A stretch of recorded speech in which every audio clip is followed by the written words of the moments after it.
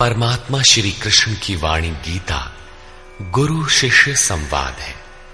अतः अर्जुन ने स्वीकार किया कि शिष्यस्तेहं साधिमाम त्वाम प्रपन्नम। भगवन, मैं आपका शिष्य हूं, आपकी शरण हूं। मुझे वो उपदेश दीजिए जिससे मैं परम श्रेय को प्राप्त हो जाऊं। अतः उस परम गुरु के चरणों में गीता आरंभ करने से पूर्व ये स्तुति गुरु वंदना प्रस्तुत की जा रही है।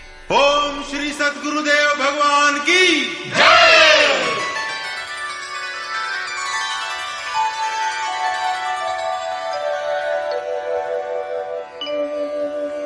जय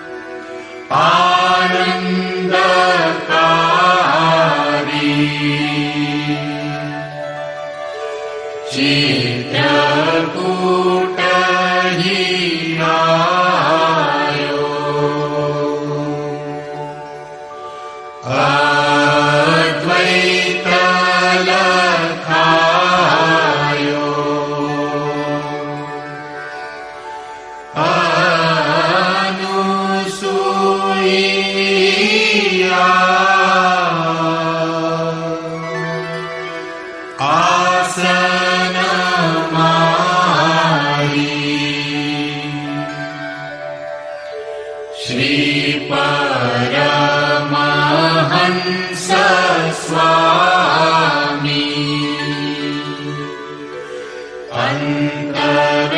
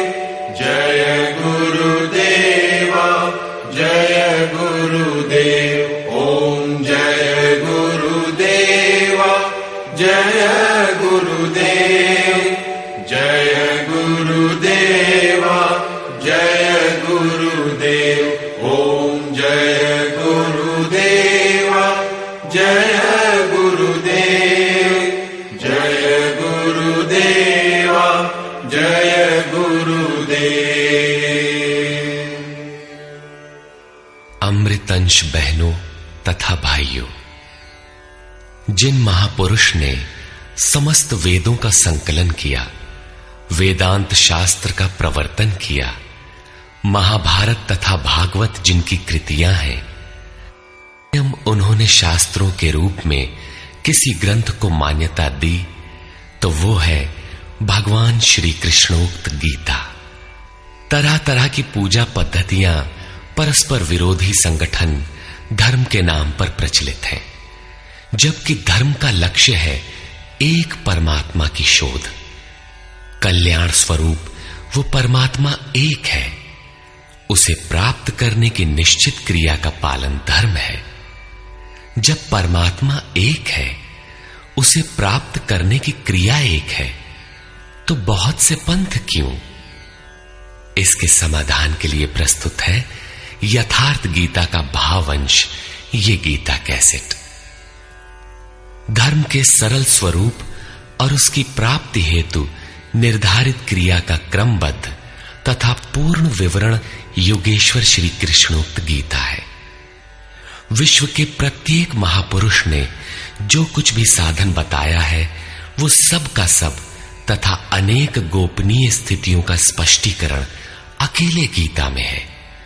इसलिए संपूर्ण मानव जाति के कल्याण का अतर्क शास्त्र गीता है। महाभारत में संकेत है कि जब कौरवों और पांडवों की सेनाएं आमने सामने खड़ी हो गईं, तो संपूर्ण निशांतर कौरवों में प्रवेश कर गए और सभी देवता पांडवों में।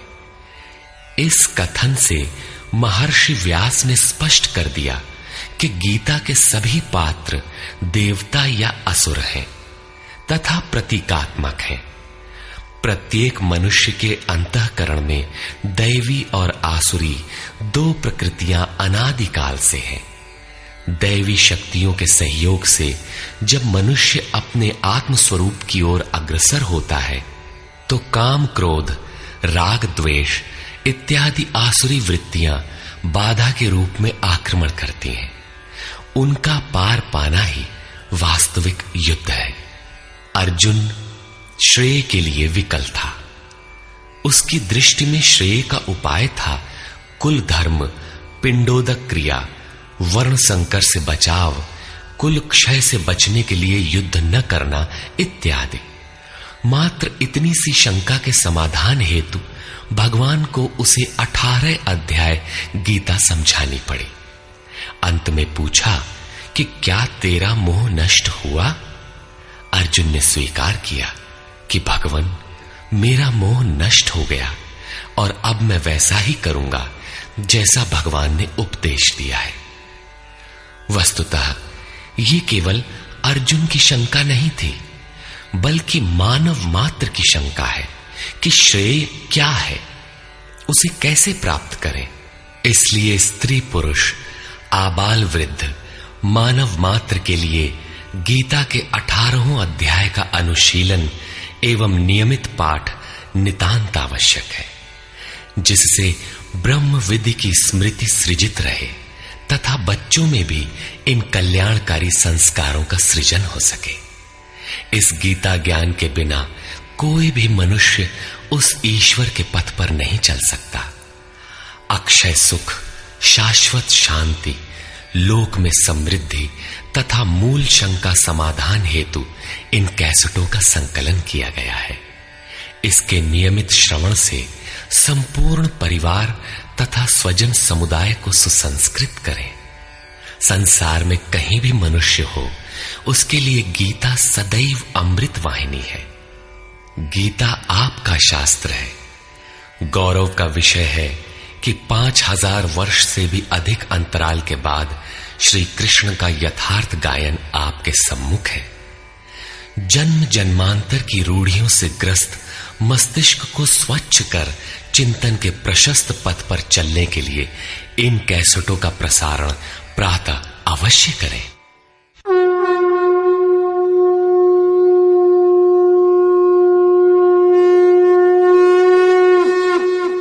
ओम श्री परमात्मने नमः। यथार्थ गीता, श्रीमद् भगवत गीता, अथ प्रथमो अध्यायः।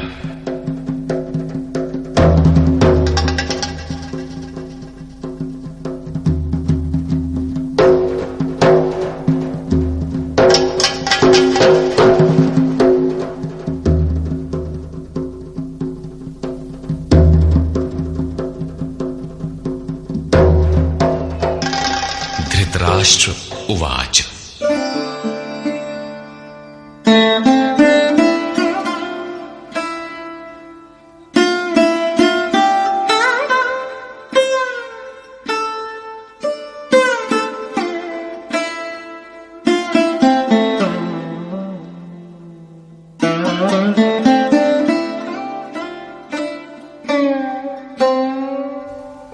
धर्मक्षेत्रे कुरुक्षेत्रे समवेता युयुत्सवः मामकाः पाण्डवाश्चैव किमकुर्वत संजय।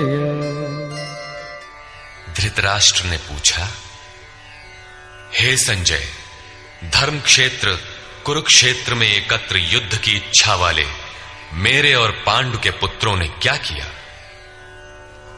अज्ञान रूपी धृतराष्ट्र और संयम रूपी संजय। अज्ञान मन के अंतराल में रहता है। अज्ञान से आवृत मन धृतराष्ट्र जन्मांध है, किंतु संयम रूपी संजय के माध्यम से यह देखता है, सुनता है। वो समझता है कि परमात्मा ही सत्य है। फिर भी जब तक इससे उत्पन्न मोह रूपी दुर्योधन जीवित है, इसकी दृष्टि सदैव कौरवों पर रहती है, विकारों पर ही रहती है। धर्म एक क्षेत्र है। जब हृदय देश में दैवी संपत्ति का बाहुल्य होता है तो यह शरीर धर्म क्षेत्र बन जाता है, और जब इसमें आसुरी संपत्ति का बाहुल्य होता है तो यह शरीर कुरुक्षेत्र बन जाता है। कुरु अर्थात करो। यह शब्द आदेशात्मक है। भगवान श्री कृष्ण कहते हैं, प्रकृति से उत्पन्न तीनों गुणों द्वारा परवश होकर मनुष्य कर्म करता है। वो क्षण मात्र भी कर्म किए बिना नहीं रह सकता। गुण उससे करा लेते हैं। तीनों गुण मनुष्य को देवता से कीट पर्यंत शरीरों में ही बांधते हैं। जब तक प्रकृति और प्रकृति से उत्पन्न गुण जीवित हैं, तब तक कुरु लगा रहेगा। अतः जन्म मृत्यु वाला क्षेत्र, विकारों वाला क्षेत्र कुरुक्षेत्र है, और परम धर्म परमात्मा में प्रवेश दिलाने वाली पुण्यमयी प्रवृत्तियों का क्षेत्र धर्म क्षेत्र है। पुरातत्वविद पंजाब में काशी प्रयाग के मध्य तथा अनेकानेक स्थलों पर कुरुक्षेत्र की शोध में लगे हैं, किंतु गीताकार ने स्वयं बताया है कि जिस क्षेत्र में यह युद्ध हुआ वो कहां है। इदम शरीरम कौन्तेय क्षेत्र मित्य भिधीयते। अर्जुन, ये शरीर ही क्षेत्र है, और जो इसको जानता है, इसका पार पा लेता है, वो क्षेत्रज्ञ है। आगे इन्होंने क्षेत्र का विस्तार बताया, जिसमें 10 इंद्रियां, मन, बुद्धि, अहंकार, 5 विकार और 3 गुणों का वर्णन है। शरीर ही क्षेत्र है, एक अखाड़ा है। इसमें लड़ने वाली प्रवृत्तियां 2 हैं, दैवी संपद और आसुरी संपद। पांडु की संतान और धृतराष्ट्र की संतान सजातीय और विजातीय प्रवृत्तियां। अनुभवी महापुरुष की शरण जाने पर इन दोनों प्रवृत्तियों में संघर्ष का सूत्रपात होता है। यह क्षेत्र क्षेत्रज्ञ का संघर्ष है, और यही वास्तविक युद्ध है। विश्व युद्धों से इतिहास भरा पड़ा है, किंतु उनमें जीतने वालों को भी शाश्वत विजय नहीं मिलती। ये तो आपसी बदले हैं।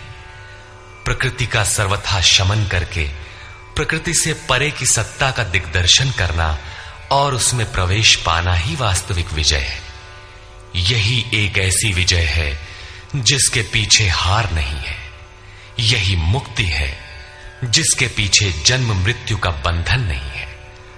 इस प्रकार अज्ञान से आच्छादित प्रत्येक मन संयम के द्वारा जानता है कि क्षेत्र क्षेत्रज्ञ के युद्ध में क्या हुआ। अब जैसा जिसके संयम का उत्थान है, वैसे वैसे उसे दृष्टि आती जाएगी। संजय उवाच। दृष्ट्वा तु पाण्डवानीकम् व्यूढम् दुर्योधनस्तदा आचार्यमुपसंगम्य राजा वचनमब्रवीत्। उस समय राजा दुर्योधन ने व्यूह रचना युक्त पांडवों की सेना को देखकर द्रोणाचार्य के पास जाकर ये वचन कहा। द्वैत के आचरण ही द्रोणाचार्य हैं। जब जानकारी हो जाती है कि हम परमात्मा से अलग हो गए हैं, वहां उसकी प्राप्ति के लिए तड़प पैदा हो जाती है। तभी हम गुरु की तलाश में निकलते हैं। दोनों प्रवृत्तियों के बीच यही प्राथमिक गुरु है। यद्यपि बाद के सद्गुरु योगेश्वर श्री कृष्ण होंगे, जो योग की स्थिति वाले होंगे। राजा दुर्योधन आचार्य के पास जाता है। मोह रूपी दुर्योधन। मोह संपूर्ण व्याधियों का मूल है। राजा है। दुर्योधन दुरु अर्थात दूषित, योधन अर्थात वह धन। आत्मिक संपत्ति ही स्थिर संपत्ति है। उसमें जो दोष उत्पन्न करता है वो है मोह। ये प्रकृति की ओर खींचता है और वास्तविक जानकारी के लिए प्रेरणा भी प्रदान करता है।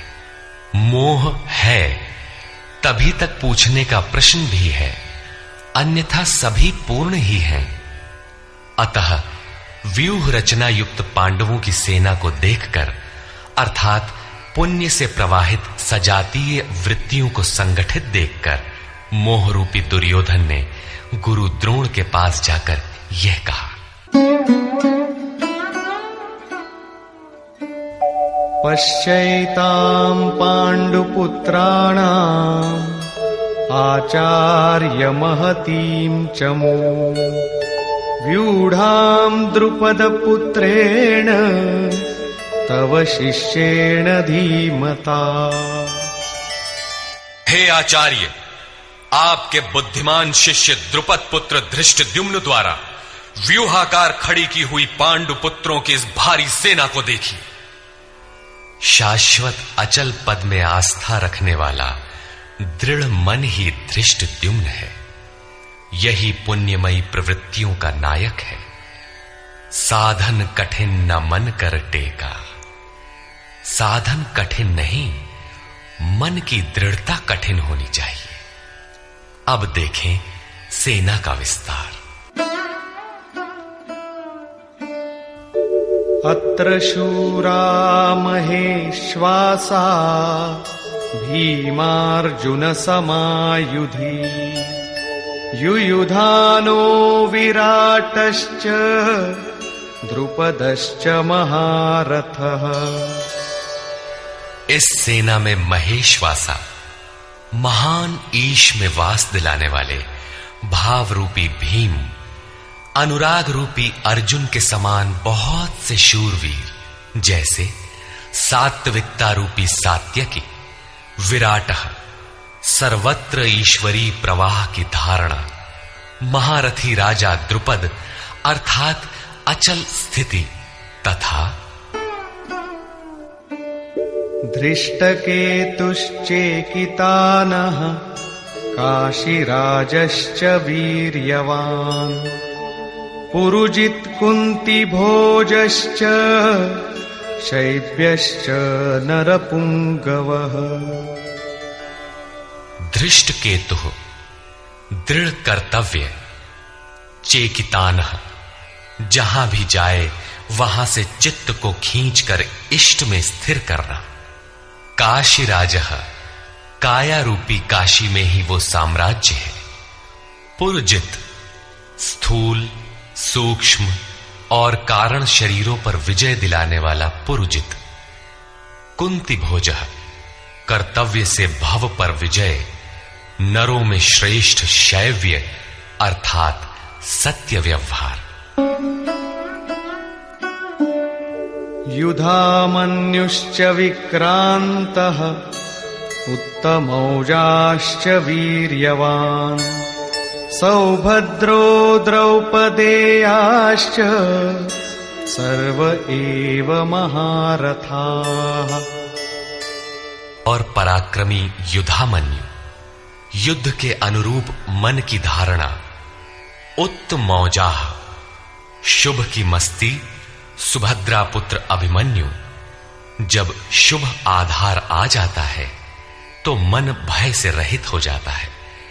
ऐसा शुभ आधार से उत्पन्न अभय मन, ध्यान रूपी द्रौपदी के पांचों पुत्र वात्सल्य, लावण्य, सौम्यता, स्थिरता, सहृदयता, सब के सब महारथी हैं। साधन पथ पर संपूर्ण योग्यता के साथ चलने की क्षमताएं हैं। इस प्रकार दुर्योधन ने पांडव पक्ष के 15-20 नाम गिनाए, जो दैवी संपद के महत्वपूर्ण अंग हैं। विजातीय प्रवृत्ति का राजा होते हुए भी मोह ही सजातीय प्रवृत्तियों को समझने के लिए बाध्य करता है। दुर्योधन अपना पक्ष संक्षेप में कहता है, यदि कोई बाह्य युद्ध होता तो अपनी फौज बढ़ा चढ़ा कर गिनाता। विकार कम गिनाए गए, क्योंकि उन पर विजय पाना है। वे नाशवान हैं। केवल 5-7 विकार बताए गए, जिनके अंतराल में संपूर्ण बहिर्मुखी प्रवृत्ति विद्यमान है। जैसे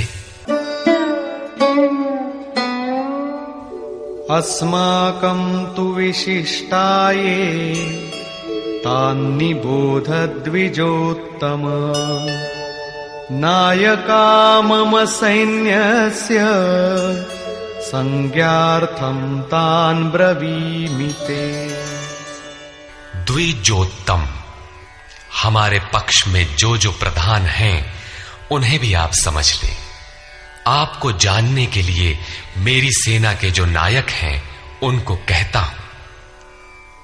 बाह्य युद्ध में सेनापति के लिए द्विजोत्तम संबोधन असामयिक है। वस्तुतः गीता अंतःकरण की 2 प्रवृत्तियों का संघर्ष है, जिसमें द्वैत का आचरण ही द्रोण है। जब तक हम लेश मात्र भी आराध्य से अलग हैं, तब तक प्रकृति विद्यमान है, द्वैत बना है। इस द्वि पर जय पाने की प्रेरणा प्रथम गुरु द्रोणाचार्य से मिलती है। अधूरी शिक्षा ही पूर्ण जानकारी के लिए प्रेरणा प्रदान करती है। वो पूजा स्थली नहीं, वहां शौर्य सूचक संबोधन होना चाहिए। विजातीय प्रवृत्ति के नायक कौन कौन हैं?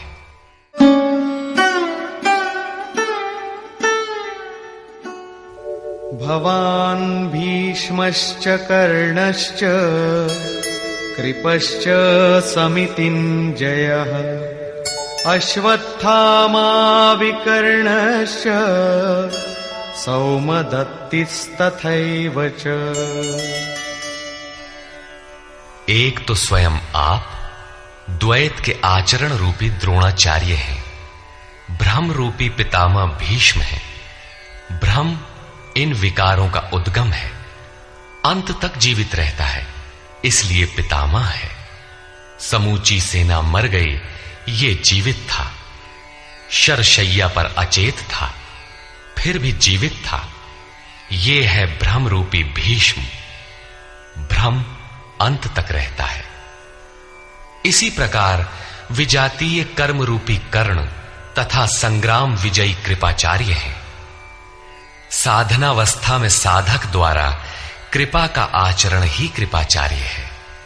भगवान कृपाधाम है और प्राप्ति के पश्चात संत का भी वही स्वरूप है। किंतु साधन काल में जब तक हम अलग हैं, परमात्मा अलग है। विजातीय प्रवृत्ति जीवित है, मोहमयी घिराव है। ऐसी परिस्थिति में साधक यदि कृपा का आचरण करता है तो वो नष्ट हो जाता है। सीता ने दया की तो कुछ काल लंका में प्रायश्चित करना पड़ा। विश्वामित्र दयार्द्र हुए, पतित होना पड़ा। योग सूत्रकार महर्षि पतंजलि भी यही कहते हैं, ते समाधा वुपसर्गा व्युत्थाने सिद्धयः। व्युत्थान काल में सिद्धियां प्रकट होती हैं, वे वास्तव में सिद्धियां हैं, किंतु कैवल्य प्राप्ति के लिए उतनी ही बड़ी विघ्न है जितने काम, क्रोध, लोभ, मोह इत्यादि। गोस्वामी तुलसीदास का भी यही निर्णय है। माया अनेक विघ्न करती है, रिद्धियां प्रदान करती है, यहां तक कि सिद्ध बना देती है। ऐसी अवस्था वाला साधक बगल से निकल भर जाए, मरणासन रोगी भी जी उठेगा। वो भले ठीक हो जाए, किंतु साधक उसे अपनी देन मान बैठे तो नष्ट हो जाएगा। एक रोगी के स्थान पर हजारों रोगी घेर लेंगे। भजन चिंतन का क्रम अवरुद्ध हो जाएगा और उधर बहकते बहकते प्रकृति का बाहुल्य हो जाएगा। यदि लक्ष्य दूर है और साधक कृपा करता है तो कृपा का अकेला आचरण ही समितिंजय समूची सेना को जीत लेगा। इसलिए साधक को पूर्ति पर्यंत इससे सतर्क रहना चाहिए। दया बिनु संत कसाई, दया करी तो आफत आई। लेकिन अधूरी अवस्था में यह विजातीय प्रवृत्ति का दुर्धर्ष योद्धा है। इसी प्रकार आसक्ति रूपी अश्वत्थामा, विकल्प रूपी विकर्ण और भ्रममयी श्वास ही भूरि श्रवा है। ये सभी बहिर्मुखी प्रवाह के नायक हैं।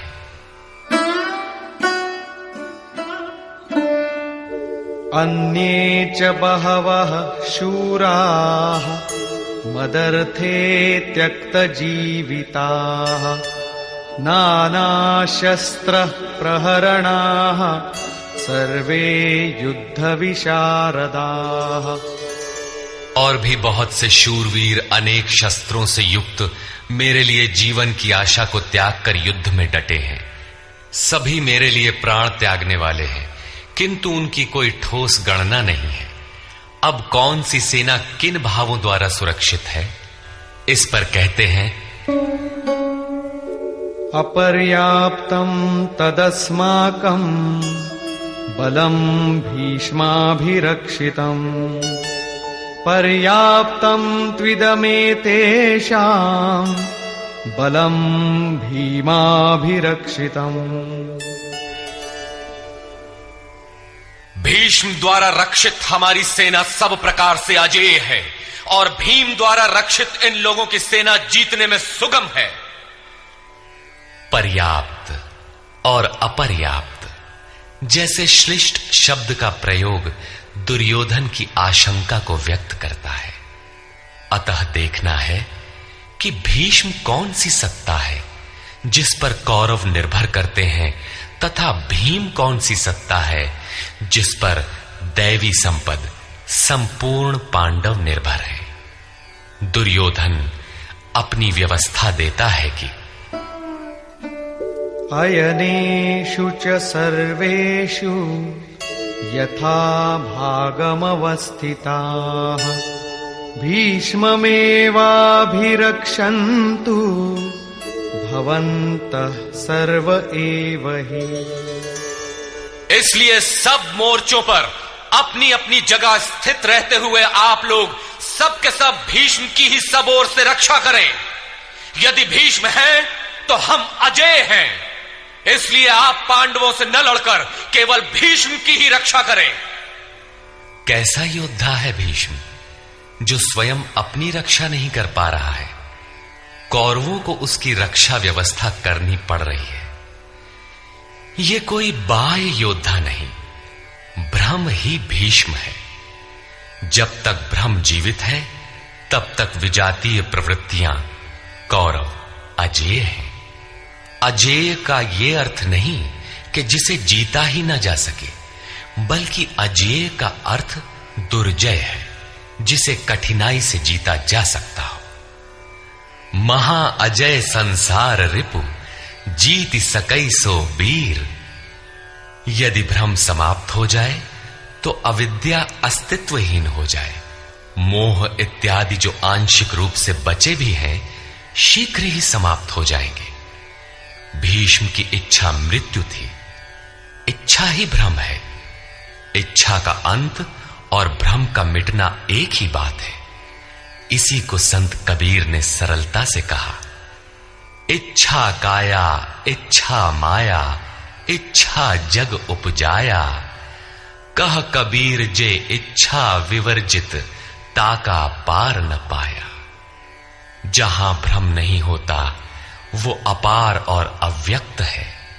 इस शरीर के जन्म का कारण इच्छा है, इच्छा ही माया है और इच्छा ही जगत की उत्पत्ति का कारण है।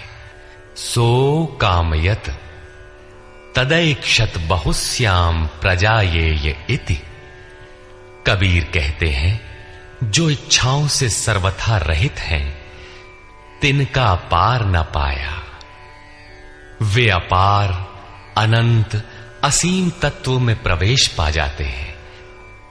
यो कामो निष्काम, आप्त काम आत्म कामो, न तस्य प्राणा उत्क्रामंति, ब्रह्म व सन ब्रह्माप्येति। जो कामनाओं से रहित आत्मा में स्थिर आत्म स्वरूप है, उसका कभी पतन नहीं होता। वो ब्रह्म के साथ एक हो जाता है। आरंभ में इच्छाएं अनंत होती हैं और अंततो गत्वा परमात्म प्राप्ति की इच्छा शेष रहती है। जब ये इच्छा भी पूरी हो जाती है, तब इच्छा भी मिट जाती है। यदि उससे भी बड़ी कोई वस्तु होती तो आप उसकी इच्छा अवश्य करते। जब उससे आगे कोई वस्तु है ही नहीं, तो इच्छा किसकी होगी? जब प्राप्त होने योग्य कोई वस्तु अप्राप्त न रह जाए, तो इच्छा भी समूल नष्ट हो जाती है और इच्छा के मिटते ही ब्रह्म का सर्वथा अंत हो जाता है। यही भीष्म की इच्छा मृत्यु है। भीम द्वारा रक्षित इन लोगों की सेना जीतने में सुगम है। भाव रूपी भीम, भावे विद्यते देवः।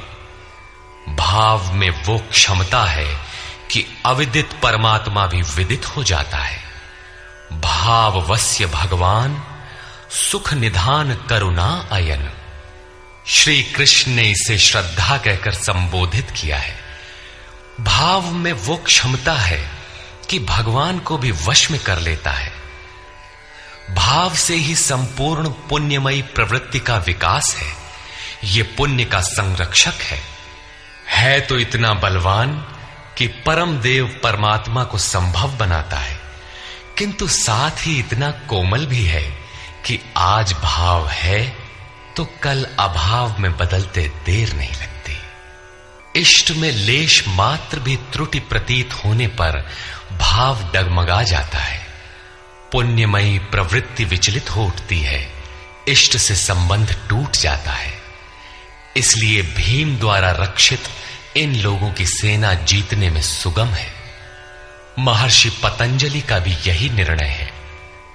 स तु दीर्घकाल नैरंतर्य सत्कारा सेवितो दृढ़ भूमि।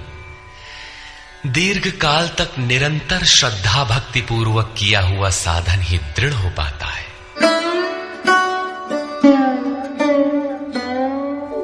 तस्य संजनयन् हर्षं कुरु वृद्धः पितामहः। सिंहनादं विनद्योच्चैः शंखं दध्मौ प्रतापवान्। इस प्रकार अपने बलाबल का निर्णय लेकर शंख ध्वनि हुई। शंख ध्वनि पात्रों के पराक्रम की घोषणा है कि जीतने पर कौन सा पात्र आपको क्या देगा। कौरवों में वृद्ध प्रतापवान पितामह भीष्म ने उस दुर्योधन के हृदय में हर्ष उत्पन्न करते हुए उच्च स्वर से सिंहनाद के समान भयप्रद शंख बजाया। सिंह प्रकृति से भयावह पहलू का प्रतीक है। घोर जंगल के नीरव एकांत में शेर की दहाड़ कान में पड़ जाए तो रोंगटे खड़े हो जाएंगे, हृदय कांपने लगेगा। यद्यपि शेर आपसे मीलों दूर है। भय प्रकृति में होता है, परमात्मा में नहीं। वो तो अभय सत्ता है। ब्रह्म रूपी भीष्म यदि विजयी होता है तो प्रकृति के जिस भयारण्य में आप हैं उससे भी अधिक भय के आवरण में बांध देगा। भय की एक परत और बढ़ जाएगी, भय का आवरण घना हो उठेगा। ये भ्रम इसके अतिरिक्त और कुछ नहीं दे सकेगा। अतः प्रकृति से निवृत्ति ही गंतव्य का मार्ग है। संसार में प्रवृत्ति तो भवाटवी है, घोर अंधकार की छाया है। इसके आगे कौरवों की कोई घोषणा नहीं है। कौरवों की ओर से कई बाजे एक साथ बजे, किंतु कुल मिलाकर वे भी भय ही प्रदान करते हैं, इससे अधिक कुछ नहीं। प्रत्येक विकार कुछ न कुछ भय तो देता ही है। इसलिए उन्होंने भी घोषणा की, ततः शङ्खाश्च भैर्यश्च पणवानकगोमुखाः सहसैवाभ्यहन्यन्त सशब्दस्तु मूलोऽभवत्। तदनंतर अनेक शंख, नगारे, ढोल और नरसिंहादि बाजे एक साथ ही बजे। उनका शब्द भी बड़ा भयंकर हुआ। भय का संचार करने के अतिरिक्त कौरवों की कोई घोषणा नहीं है। बहिर्मुखी विजातीय प्रवृत्ति सफल होने पर मोहमय बंधन और घना कर देती है। अब पुण्यमयी प्रवृत्तियों की ओर से घोषणाएं हुई, जिनमें पहली घोषणा योगेश्वर श्री कृष्ण की है।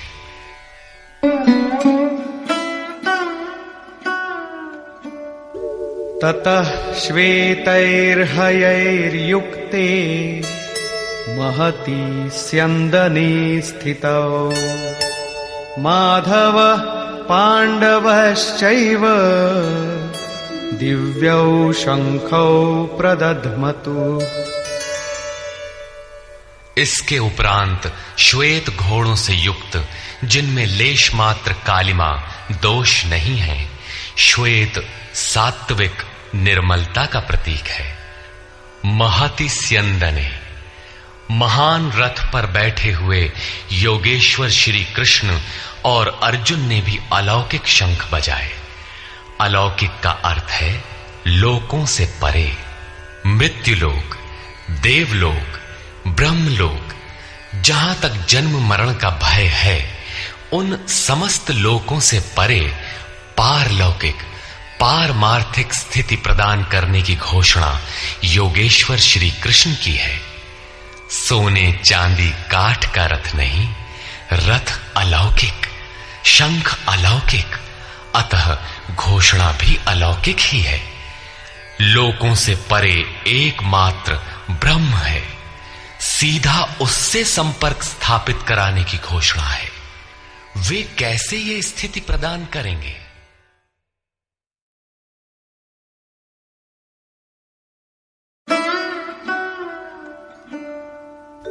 पांचजन्यं ऋषिकेशो देवदत्तं धनञ्जयः पौण्ड्रं दध्मौ महाशंखं भीमकर्मावृकोदरः। ऋषिकेशः, जो हृदय के सर्वस्व ज्ञाता है, उन कृष्ण ने 5 जन्य शंख बजाया। पांचों ज्ञानेंद्रियों को पंच तन्मात्राओं शब्द, स्पर्श, रूप, रस, गंध के रसों से समेटकर अपने जन भक्त की श्रेणी में ढालने की घोषणा की।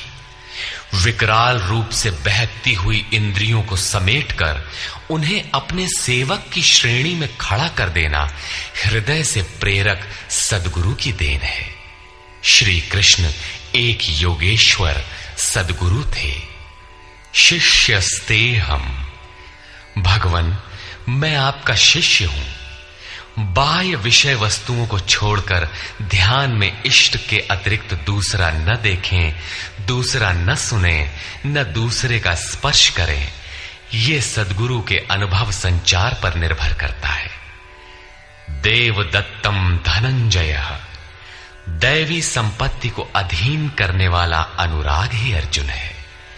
इष्ट के अनुरूप लगाव, जिसमें विरह, वैराग्य, अश्रुपात हो। गदगद गिरा नयन बह नीरा, रोमांच हो। इष्ट के अतिरिक्त अन्य विषय वस्तु का लेश मात्र टकराव न होने पाए, उसी को अनुराग कहते हैं। यदि ये सफल होता है तो परम देव परमात्मा में प्रवेश दिलाने वाली दैवी संपद पर आधिपत्य प्राप्त कर लेता है। इसी का दूसरा नाम धनंजय भी है। एक धन तो बाहरी संपत्ति है, जिससे शरीर निर्वाह की व्यवस्था होती है। आत्मा से इसका कोई संबंध नहीं है। इससे परे स्थिर आत्मिक संपत्ति ही निज संपत्ति है। बृहदारण्यकोपनिषद में याज्ञवल्क्य ने मैत्रेयी को यही समझाया कि धन से संपन्न पृथ्वी के स्वामित्व से भी अमृतत्व की प्राप्ति नहीं हो सकती। उसका उपाय आत्मिक संपत्ति है। भयानक कर्म वाले भीमसेन ने पौंड्र अर्थात प्रीति नामक महाशंख बजाया। भाव का उद्गम और निवास स्थान हृदय है, इसलिए इसका नाम वृकोदर है। आपका भाव लगाव बच्चे में होता है, किंतु वस्तुतः वो लगाव आपके हृदय में है, जो बच्चे में जाकर मूर्त होता है। ये भाव अथाह और महान बलशाली है। उसने प्रीति नामक महाशंख बजाया। भाव में ही वो प्रीति निहित है, इसीलिए भीम ने पौंड्र प्रीति नामक महाशंख बजाया। भाव महान बलवान है, किंतु प्रीति संचार के माध्यम से। हरि व्यापक सर्वत्र समाना, प्रेम ते प्रकट हो ही मैं जाना। अनंत विजयम राजा कुंती पुत्रो युधिष्ठिरः नकुलः सहदेवश्च सुघोषमणिपुष्पकौ। कुंती पुत्र राजा युधिष्ठिर ने अनंत विजय नामक शंख बजाया। कर्तव्य रूपी कुंती और धर्म रूपी युधिष्ठिर। धर्म पर स्थिरता रहेगी तो अनंत विजयम अनंत परमात्मा में स्थिति दिलाएगा। युद्धे स्थिरः सह युधिष्ठिरः। प्रकृति पुरुष क्षेत्र क्षेत्रज्ञ के संघर्ष में स्थिर रहता है, महान दुख से भी विचलित नहीं होता। तो एक दिन जो अनंत है, जिसका अंत नहीं है, वो है परम तत्व परमात्मा, उस पर विजय दिला देता है। नियम रूपी नकुल ने सुघोष नामक शंख बजाया।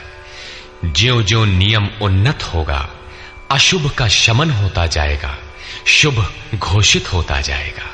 सत्संग रूपी सहदेव ने मणिपुष्पक शंख बजाया। मनीषियों ने प्रत्येक श्वास को बहुमूल्य मणि की संज्ञा दी है। हीरा जैसी श्वासा बातों में बीती जाए। एक सत्संग तो वो है जो आप सत्पुरुषों की वाणी से सुनते हैं, किंतु यथार्थ सत्संग आंतरिक है। श्री कृष्ण के अनुसार आत्मा ही सत्य है, सनातन है। चित्त सब ओर से सिमटकर आत्मा की संगत करने लगे, यही वास्तविक सत्संग है। ये सत्संग चिंतन, ध्यान और समाधि के अभ्यास से संपन्न होता है। ज्यों-ज्यों सत्य के सान्निध्य में सुरत टिकती जाएगी, त्यों-त्यों एक-एक श्वास पर नियंत्रण मिलता जाएगा। मन सहित इंद्रियों का निरोध होता जाएगा। जिस दिन सर्वथा निरोध होगा, वस्तु प्राप्त हो जाएगी। वाद्य यंत्रों की तरह चित्त का आत्मा के स्वर में स्वर मिलाकर संगत करना ही सत्संग है। बाह्य मणि कठोर है, किंतु श्वास मणि पुष्प से भी कोमल है। पुष्प तो विकसित होने या टूटने पर कुम्हलाता है, किंतु आप अगले श्वास तक जीवित रहने की गारंटी नहीं दे सकते। किंतु सत्संग सफल होने पर प्रत्येक श्वास पर नियंत्रण दिलाकर परम लक्ष्य की प्राप्ति करा देता है। इसके आगे पांडवों की कोई घोषणा नहीं है, किंतु प्रत्येक साधन कुछ न कुछ निर्मलता के पथ में दूरी तय करता है। आगे कहते हैं,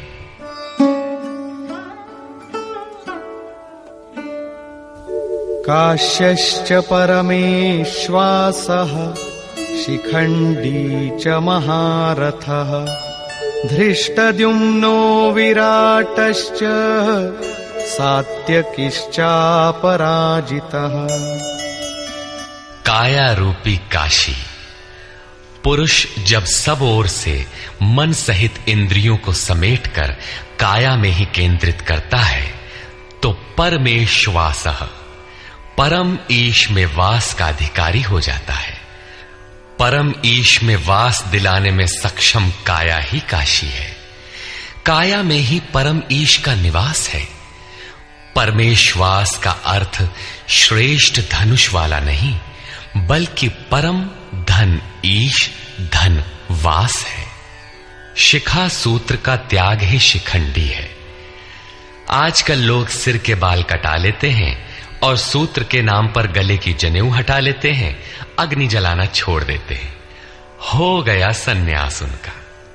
नहीं, वस्तुतः शिखा लक्ष्य का प्रतीक है जिसे आपको पाना है, और सूत्र है संस्कारों का। जब तक आगे परमात्मा को पाना शेष है, पीछे संस्कारों का सूत्रपात लगा हुआ है, तब तक त्याग कैसा, सन्यास कैसा? अभी तो चलने वाले पथिक हैं। जब प्राप्तव्य प्राप्त हो जाए, पीछे लगे हुए संस्कारों की डोर कट जाए, ऐसी अवस्था में ब्रह्म सर्वथा शांत हो जाता है। इसलिए शिखंडी ही ब्रह्म रूपी भीष्म का विनाश करता है। शिखंडी चिंतन पथ की विशिष्ट योग्यता है, महारथी है। धृष्टद्युम्न दृढ़ और अचल मन तथा विराटः सर्वत्र विराट ईश्वर का प्रसार देखने की क्षमता इत्यादि दैवी संपद के प्रमुख गुण हैं। सात्विकता ही सात्य की है। सत्य के चिंतन की प्रवृत्ति अर्थात सात्विकता यदि बनी है तो कभी गिरावट नहीं आने पाएगी। इस संघर्ष में पराजित नहीं होने देगी। द्रुपदो द्रौपदेयाश्च सर्वशः पृथिवीपते सौभद्रश्च महाबाहुः शंखान् दद्मुः पृथक् पृथक्। अचल पददायक द्रुपद और ध्यान रूपी द्रौपदी के पांचों पुत्र सहृदयता, वात्सल्य, लावण्य, सौम्यता इत्यादि साधन में महान सहायक महारथी हैं तथा बड़ी भुजा वाला अभिमन्यु, इन सब ने पृथक पृथक शंख बजाए। भुजा कार्यक्षेत्र का प्रतीक है। जब मन भय से रहित हो जाता है तो उसकी पहुंच दूर तक हो जाती है। हे राजन, इन सब ने अलग अलग शंख बजाए। कुछ न कुछ दूरी सभी तय कराते हैं। इनका पालन आवश्यक है, इसलिए इनके नाम गिनाए। इसके अतिरिक्त कुछ दूरी ऐसी भी है जो मन बुद्धि से परे है।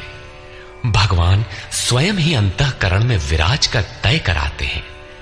इधर दृष्टि बनकर आत्मा से खड़े हो जाते हैं और सामने स्वयं खड़ा होकर अपना परिचय करा लेते हैं। सघोषोधार्तराष्ट्राणाम् हृदयानि व्यदारयत् नभश्च पृथिवीं चैव तुमुलो व्यनुनादयन्। उस घोर शब्द ने आकाश और पृथ्वी को भी शब्दायमान करते हुए धृतराष्ट्र पुत्रों के हृदय विदीर्ण कर दिए। सेना तो पांडवों की ओर भी थी, किंतु हृदय विदीर्ण हुए धृतराष्ट्र पुत्रों के। वस्तुतः पांचजन्य दैवी शक्ति पर आधिपत्य, अनंत पर विजय, अशुभ का शमन और शुभ की घोषणा धारावाही होने लगे तो कुरुक्षेत्र आसुरी संपद, बहिर्मुखी प्रवृत्तियों का हृदय विदीर्ण हो जाएगा। उनका बल शनैः शनैः क्षीण होने लगता है। सर्वथा सफलता मिलने पर मोहमयी प्रवृत्तियां सर्वथा शांत हो जाती हैं।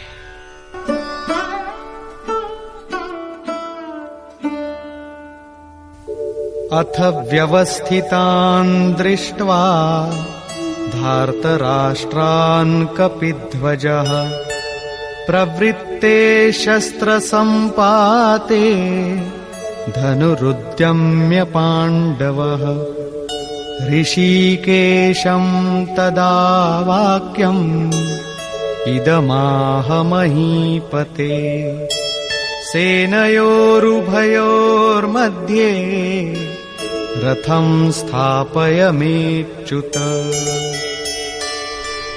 संयम रूपी संजय ने अज्ञान से आवृत मन को समझाया कि हे राजन, उसके उपरांत कपिध्वजः वैराग्य रूपी हनुमान, वैराग्य ही ध्वज है जिसका, ध्वज राष्ट्र का प्रतीक माना जाता है।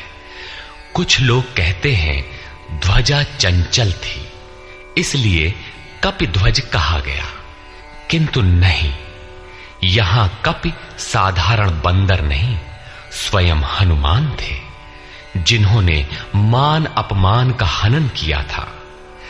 सममान निरादर आदरहीन। प्रकृति की देखी सुनी वस्तुओं से, विषयों से राग का त्याग ही वैराग्य है। अतः वैराग्य ही जिसकी ध्वजा है, उस अर्जुन ने व्यवस्थित रूप से धृतराष्ट्र पुत्रों को खड़े देखकर शस्त्र चलने की तैयारी के समय धनुष उठाकर ऋषिकेशम, जो हृदय के सर्वस्व ज्ञाता है, उन योगेश्वर श्री कृष्ण से ये वचन कहा, हे अच्युत, जो कभी च्युत नहीं होता, मेरे रथ को दोनों सेनाओं के बीच खड़ा करिए। यहां सारथी को दिया गया आदेश नहीं, इष्ट सदगुरु से की गई प्रार्थना है, किस लिए खड़ा करें?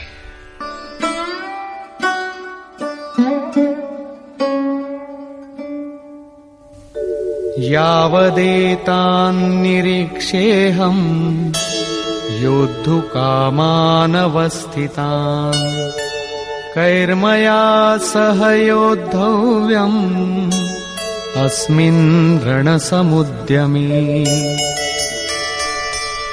जब तक मैं इन स्थित हुए युद्ध की कामना वालों को अच्छी प्रकार देख न लूं कि इस युद्ध के उद्योग में मुझे किन किन के साथ युद्ध करना योग्य है, इस युद्ध व्यापार में मुझे किन किन के साथ युद्ध करना है। योत्स्यमानानवेक्षेऽहम् य एतेऽत्र समागताः धार्तराष्ट्रस्य दुर्बुद्धेर्युद्धे प्रियचिकीर्षवः। दुर्बुद्धि दुर्योधन का युद्ध में कल्याण चाहने वाले जो ये राजा लोग इस सेना में आए हैं, उन युद्ध करने वालों को मैं देखूंगा, इसलिए खड़ा करें। मोह रूपी दुर्योधन, मोहमयी प्रवृत्तियों का कल्याण चाहने वाले जो राजा इस युद्ध में आए हैं, उनको मैं देख लूं। संजय उवाच,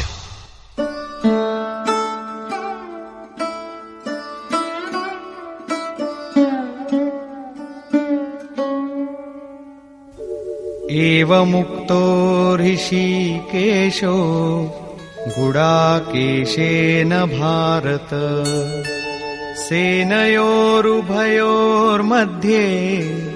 स्थापयित्वा रथोत्तमम् भीष्मद्रोणप्रमुखतः सर्वेषां च महीक्षिताम् उवाच पार्थ पश्यैतान् समवेतान् कुरुनीति। संजय बोला, निद्राजयी अर्जुन द्वारा इस प्रकार कहे जाने पर हृदय के ज्ञाता श्री कृष्ण ने दोनों सेनाओं के बीच भीष्म, द्रोण और महीक्षिताम, शरीर रूपी पृथ्वी पर अधिकार जमाए हुए संपूर्ण राजाओं के बीच उत्तम रथ को खड़ा करके कहा कि पार्थ, इन इकट्ठे हुए कौरवों को देख, यहां उत्तम रथ सोने चांदी का रथ नहीं है। संसार में उत्तम की परिभाषा नश्वर शरीर के प्रति अनुकूलता प्रतिकूलता से की जाती है। ये परिभाषा अपूर्ण है। जो हमारे आत्मा, हमारे स्वरूप का सदैव साथ दे, वही उत्तम है, जिसके पीछे अनुत्तम मलिनता न हो।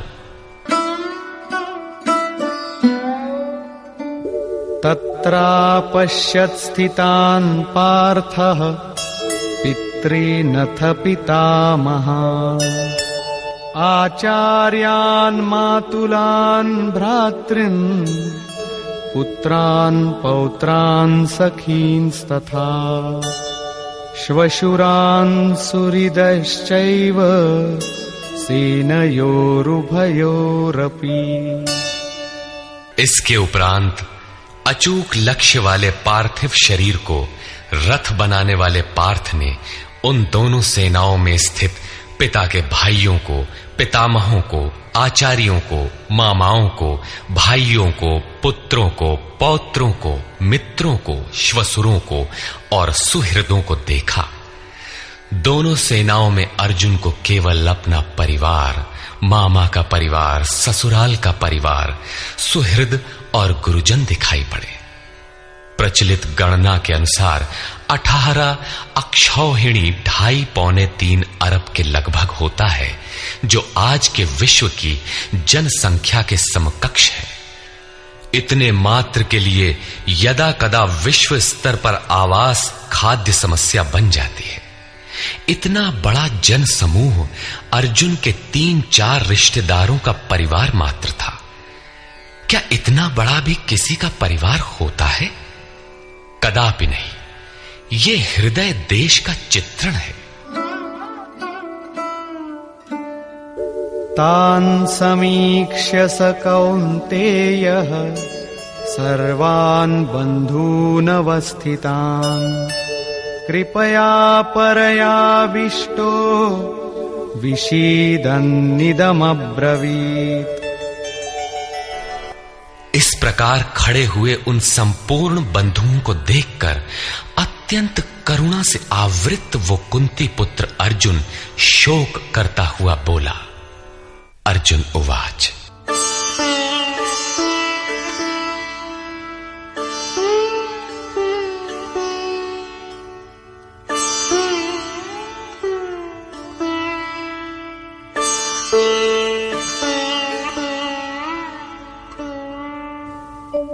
दृष्ट्वेमं स्वजनं कृष्ण युयुत्सुं समुपस्थितम् सीदन्ति मम गात्राणि मुखं च परिशुष्यति वेपथुश्च शरीरे मे रोमहर्षश्च जायते। हे कृष्ण, इस युद्ध की इच्छा वाले खड़े हुए स्वजन समुदाय को देखकर मेरे अंग शिथिल हुए जाते हैं, मुख सूखा जाता है और मेरे शरीर में कंप तथा रोमांच हो रहा है। इतना ही नहीं, गांडीवं स्रंसते हस्तात् त्वक्चैव परिदह्यते न च शक्नोम्यवस्थातुं भ्रमतीव च मे मनः। हाथ से गांडीव गिरता है, त्वचा भी जल रही है। अर्जुन को ज्वर सा हो आया, संतप्त हो उठा कि ये कैसा युद्ध है जिसमें स्वजन ही खड़े हैं। अर्जुन को भ्रम हो गया। वो कहता है, अब मैं खड़ा रह पाने में भी अपने को असमर्थ पा रहा हूं। अब आगे देखने की सामर्थ्य नहीं है। निमित्तानि च पश्यामि विपरीतानि केशव न च श्रेयोनुपश्यामि हत्वा स्वजनमाहवे। हे केशव, इस युद्ध का लक्षण भी विपरीत ही देखता हूं। युद्ध में अपने कुल को मारकर परम कल्याण भी नहीं देखता हूं। कुल को मारने से कल्याण कैसे होगा?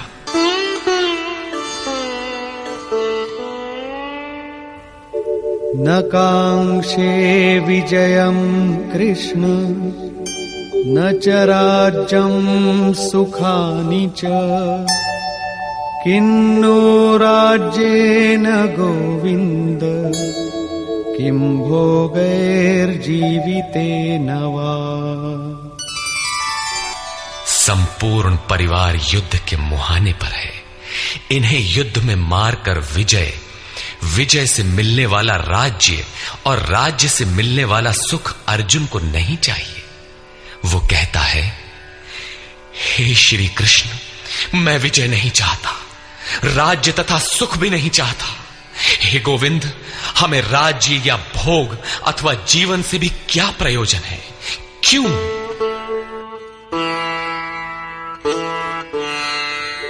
येषामर्थे काङ्क्षितं नो राज्यं भोगाः सुखानि च तैमेव स्थिता युद्धे प्राणान् त्यक्त्वा धनानि च।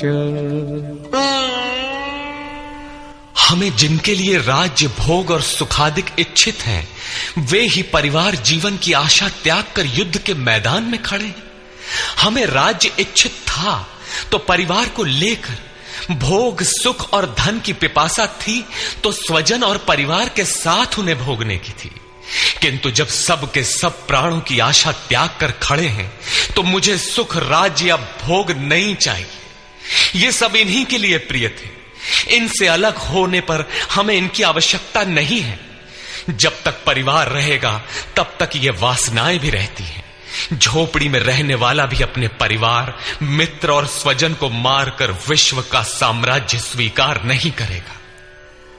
अर्जुन यही कहता है कि हमें भोग प्रिय थे, विजय प्रिय थी, किंतु जिनके लिए थी, जब वे ही नहीं रहेंगे तो भोगों से क्या प्रयोजन? इस युद्ध में मारना किसे है?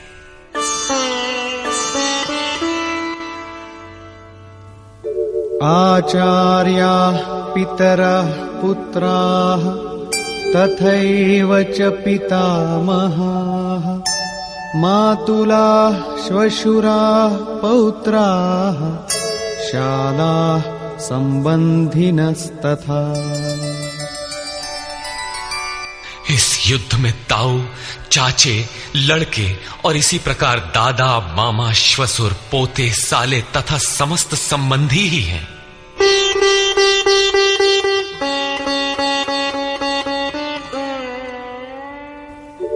एतान्न हन्तुमिच्छामि घ्नतोऽपि मधुसूदन अपि त्रैलोक्यराज्यस्य हेतो किन्नु मही कृते। हे मधुसूदन, मुझे मारने पर भी अथवा 3 लोक के राज्य के लिए भी मैं इन सबको मारना नहीं चाहता। फिर पृथ्वी के लिए कहना ही क्या? 18 अक्षौहिणी सेना में अर्जुन को अपना परिवार ही दिखाई पड़ा। इतने अधिक स्वजन वास्तव में क्या हैं? वस्तुतः अनुराग ही अर्जुन है। भजन के आरंभ में प्रत्येक अनुरागी के समक्ष यही समस्या रही है। सभी चाहते हैं कि हम भजन करें, उस परम सत्य को पालें, किंतु किसी अनुभवी सद्गुरु के संरक्षण में कोई अनुरागी जब क्षेत्रज्ञ के संघर्ष को समझता है कि हमें किन से लड़ना है तो वो हताश हो जाता है। वो चाहता है कि हमारे पिता का परिवार, ससुराल का परिवार, मामा का परिवार, सुहृद, मित्र और गुरजन साथ रहें, सभी सुखी रहें और इन सब की व्यवस्था करते हुए हम परमात्म स्वरूप की प्राप्ति भी कर लें।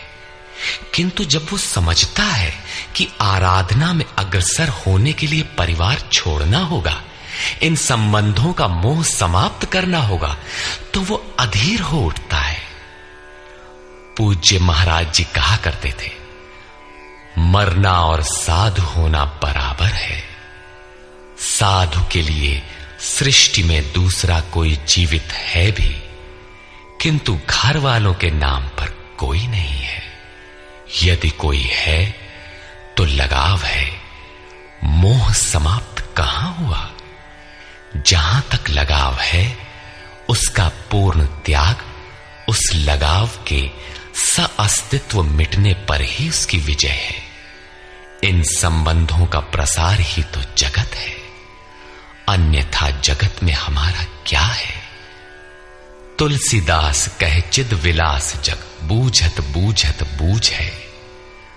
मन का प्रसार ही जगत है। योगेश्वर कृष्ण ने भी मन के प्रसार को ही जगत कहकर संबोधित किया। जिसने इसके प्रभाव को रोक लिया उसने चराचर जगत ही जीत लिया। इहैव तैर्जितः सर्गो येषां साम्ये स्थितम मनः। केवल अर्जुन अधीर था ऐसी बात नहीं है। अनुराग सबके हृदय में है। प्रत्येक अनुरागी अधीर होता है। उसे संबंधी याद आने लगते हैं। पहले वो सोचता था कि भजन से कुछ लाभ होगा तो ये सब सुखी होंगे, इनके साथ रहकर उसे भोगेंगे। जब ये साथ ही नहीं रहे तो सुख लेकर क्या करेंगे। अर्जुन की दृष्टि राज्य सुख तक ही सीमित थी। वो त्रिलोकी के साम्राज्य को ही सुख की पराकाष्ठा समझता था। इसके आगे भी कोई सत्य है, इसकी जानकारी अर्जुन को अभी नहीं है। निहत्य धार्तराष्ट्रान्नः का प्रीति स्याज्जनार्दन पापमेवाश्रयेदस्मान् हत्वैतानाततायिनः।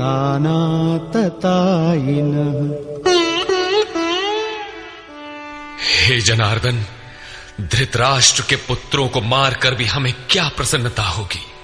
जहां धृतराष्ट्र अर्थात धृष्टता का राष्ट्र है, उससे उत्पन्न मोह रूपी दुर्योधन इत्यादि को मारकर भी हमें क्या प्रसन्नता होगी। इन आतताइयों को मारकर हमें पाप ही तो लगेगा। जो जीवन यापन के तुच्छ लाभ के लिए अनीति अपनाता है वो आतताई कहलाता है। किंतु वस्तुतः इससे भी बड़ा आतताई वो है जो आत्मा के पथ में अवरोध उत्पन्न करता है। आत्मदर्शन में बाधक काम, क्रोध, लोभ, मोह आदि का समूह ही आतताई है।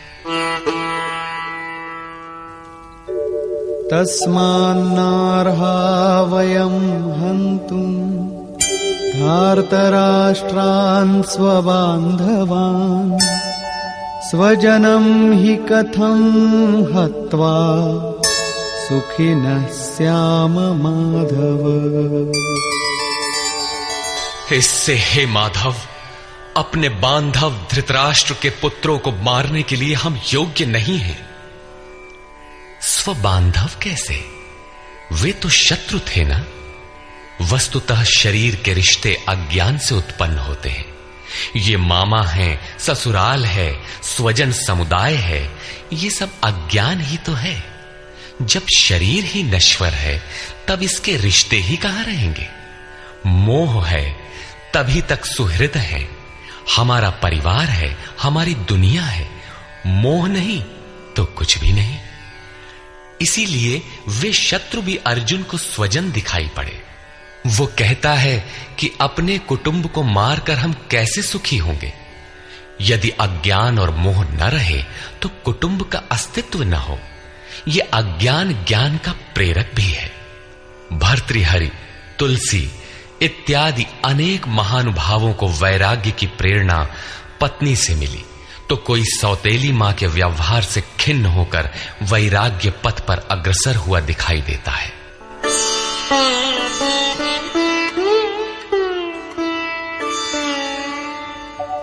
यद्यप्येतेन पश्यन्ति लोभोपहत चेतसः कुलक्षयकृतं दोषं मित्रद्रोहे च पातकम्।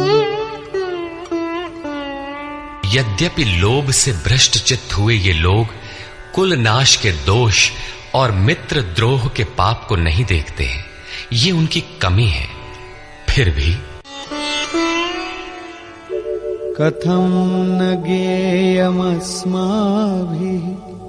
पापादस्मान्निवर्तितुं कुलक्षयकृतं दोषं प्रपश्यद्भिर्जनार्दन।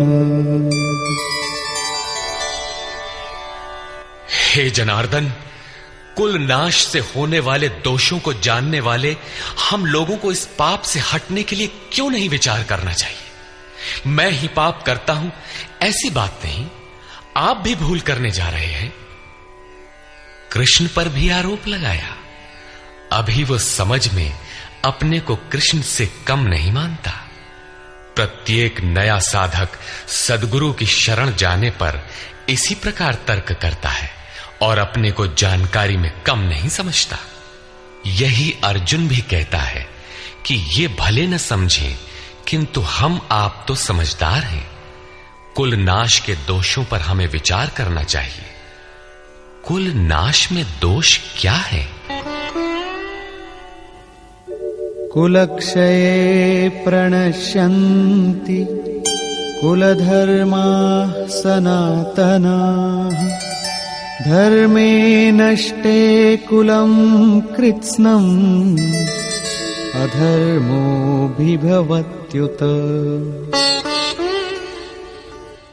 कुल के नाश होने से सनातन कुल धर्म नष्ट हो जाते हैं। अर्जुन कुल धर्म कुलाचार को ही सनातन धर्म समझ रहा था। धर्म के नाश होने पर संपूर्ण कुल को पाप भी बहुत दबा लेता है। अधर्माभिभवात् कृष्ण प्रदुष्यन्ति कुलस्त्रियः स्त्रीषु दुष्टासु वार्ष्णेय जायते वर्णसंकरः। हे कृष्ण, पाप के अधिक बढ़ जाने से कुल की स्त्रियां दूषित हो जाती हैं।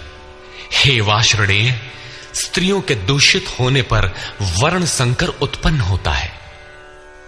अर्जुन की मान्यता थी कि कुल की स्त्रियों के दूषित होने से वर्ण संकर होता है, किंतु श्री कृष्ण ने इसका खंडन करते हुए आगे बताया कि मैं अथवा स्वरूप में स्थित महापुरुष यदि आराधना क्रम में भ्रम उत्पन्न कर दे तब वर्ण संकर होता है। वर्ण संकर के दोषों पर अर्जुन प्रकाश डालता है।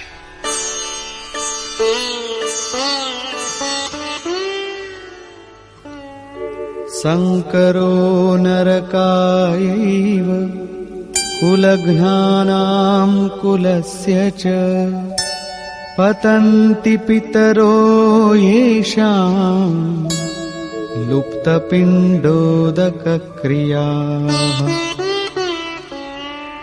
वर्ण संकर कुल घातियों और कुल को नरक में ले जाने के लिए ही होता है।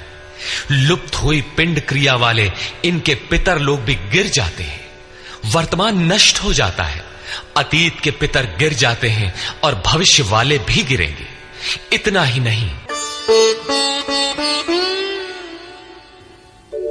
दोषैरेतैः कुलघ्नानां वर्णसंकरकारकैः उत्साद्यन्ते जातिधर्माः कुलधर्माश्च शाश्वताः। इन वर्ण संकर कारक दोषों से कुल और कुलघातियों के सनातन कुल धर्म और जाति धर्म नष्ट हो जाते हैं। अर्जुन मानता था कि कुल धर्म सनातन है, कुल धर्म ही शाश्वत है, किंतु श्री कृष्ण ने इसका खंडन किया और आगे बताया कि आत्मा ही सनातन शाश्वत धर्म है। वास्तविक सनातन धर्म को जानने से पहले मनुष्य धर्म के नाम पर किसी न किसी रूढ़ि को जानता है। ठीक इसी प्रकार अर्जुन भी जानता है जो कृष्ण के शब्दों में एक रूढ़ि है। उत्सन्न कुलधर्माणां मनुष्याणां जनार्दन नरके नियतं वासो भवतीत्यनुशुश्रुम। हे जनार्दन, नष्ट हुए कुल धर्म वाले मनुष्यों का अनंत काल तक नरक में वास होता है, ऐसा हमने सुना है। कुल धर्म ही नहीं नष्ट होता, बल्कि शाश्वत सनातन धर्म भी नष्ट हो जाता है।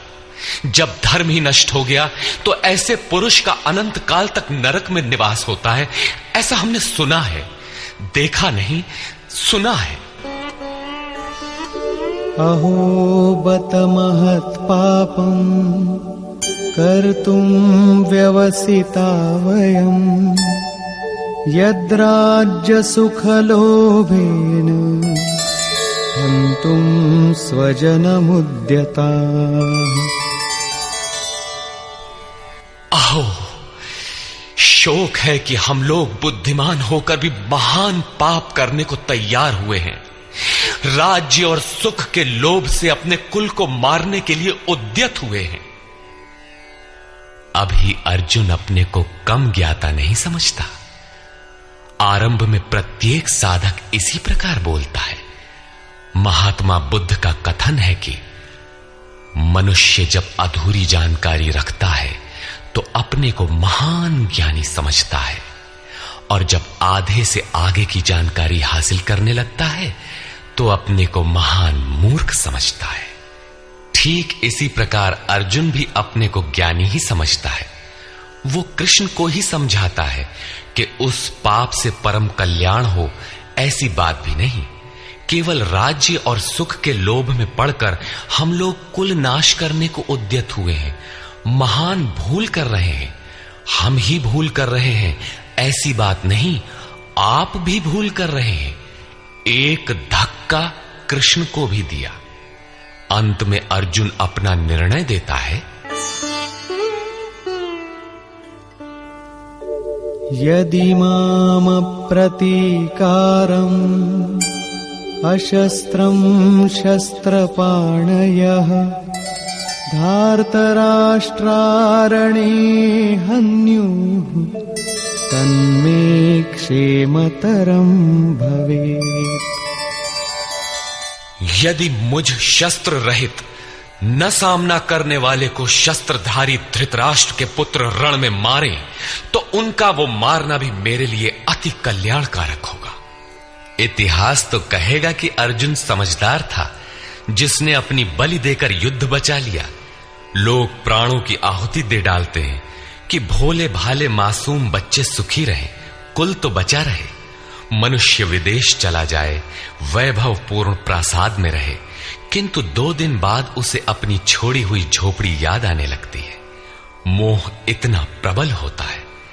इसीलिए अर्जुन कहता है कि शस्त्रधारी धृतराष्ट्र के पुत्र मुझ न प्रतिकार करने वाले को रण में मार दे, तब भी वो मेरे लिए अति कल्याणकारी होगा, ताकि लड़के तो सुखी रहें। संजय उवाच।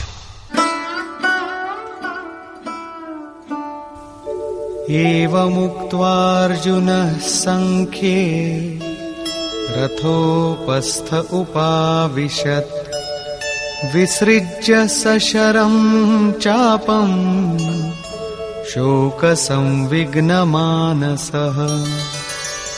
संजय बोला कि रणभूमि में शोक से उद्विग्न मन वाला अर्जुन इस प्रकार कहकर बाण सहित धनुष को त्याग कर रथ के पिछले भाग में बैठ गया, अर्थात क्षेत्र क्षेत्रज्ञ के संघर्ष में भाग लेने से पीछे हट गया।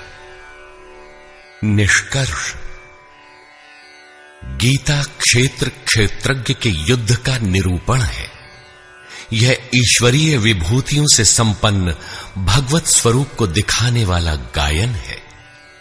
यह गायन जिस क्षेत्र में होता है वह युद्ध क्षेत्र शरीर है, जिसमें 2 प्रवृत्तियां हैं, धर्म क्षेत्र और कुरुक्षेत्र। उन सेनाओं का स्वरूप और उनके बल का आधार बताया। शंख ध्वनि से उनके पराक्रम की जानकारी मिली।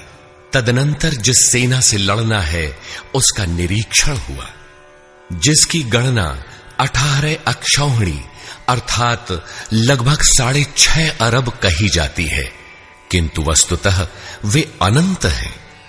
प्रकृति के दृष्टिकोण 2 हैं, एक इष्टोन्मुखी प्रवृत्ति दैवी संपद, दूसरी बहिर्मुखी प्रवृत्ति आसुरी संपद।